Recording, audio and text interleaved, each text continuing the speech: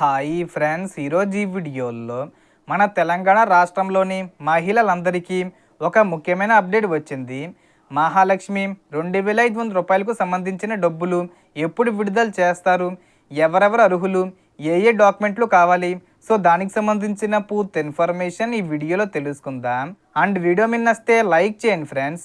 మీరు చేసే ఒక లైక్ వల్ల ఈ వీడియో ఇంకో 10 మందికి రికమెండ్ అవ్వడం జరుగుతుంది ఫ్రెండ్స్.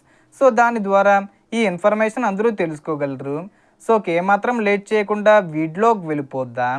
సో మహిళలకు ప్రతి నెల 2500 రూపాయల ఆర్థిక సహాయం అందించే మహాలక్ష్మి పథకంపై రాష్ట్ర ప్రభుత్వం కీలక నిర్ణయాలు తీసుకుంటున్నట్లు సమాచారం వెలువడింది. ఈ నెల చివరి వారం నుంచి దరఖాస్తుల ప్రక్రియ ప్రారంభమయ్యే అవకాశం ఉందని అధికారులు సూచిస్తున్నారు. ఇప్పటి వరకు ఈ పథకం ఎప్పుడు అమలవుతుందో అని ఎంతోమంది మహిళలు ఎదురు చూస్తుండగా తాజాగా సీఎం రేవంత్ రెడ్డి గారు అధికారులతో సమీక్ష సమావేశం నిర్వహించి ఏర్పాట్లు వేగవంతం చేయాలని ఆదేశించినట్లు తెలుస్తుంది. గతంలో ఈ పథకానికి కొన్ని పరిమితులు ఉండేవని, వాటిలో చాలా వరకు సడలింపులు ఇవ్వాలని ప్రభుత్వం పరిశీలిస్తున్నట్లు సమాచారం. ముందుగా ఒక రేషన్ కార్డుకు ఒక మహిళకే అవకాశం ఉంటుందని చెప్పిన ఇప్పుడు ఇంట్లో ఒకరు, ఇద్దరు లేదా ముగ్గురు అర్హత గల మహిళలున్న దరఖాస్తు చేసుకునే అవకాశం ఇవ్వాలని ప్రభుత్వం ఆలోచిస్తున్నట్లు తెలుస్తుంది. అలాగే కుటుంబంలో ఎవరైనా పెన్షన్ పొందుతున్నా కూడా పథకానికి అర్హత కల్పించే దిశగా చర్చలు జరుగుతున్నాయని సమాచారం.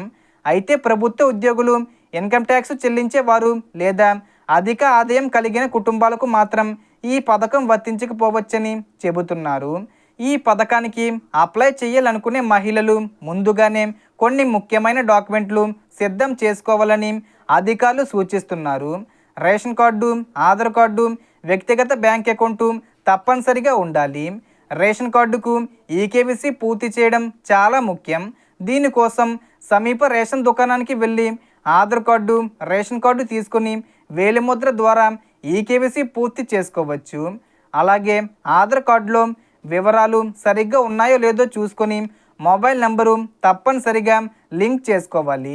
బ్యాంక్ అకౌంట్కు ఎన్పిసిఐ లింకు ఉండడం కూడా చాలా అవసరం. ప్రభుత్వం నుంచి వచ్చే డబ్బులు నేరుగా ఖాతాల్లో జమ కావాలంటే ఎన్పిసిఐ మ్యాపింగు సరిగ్గా ఉండాలి.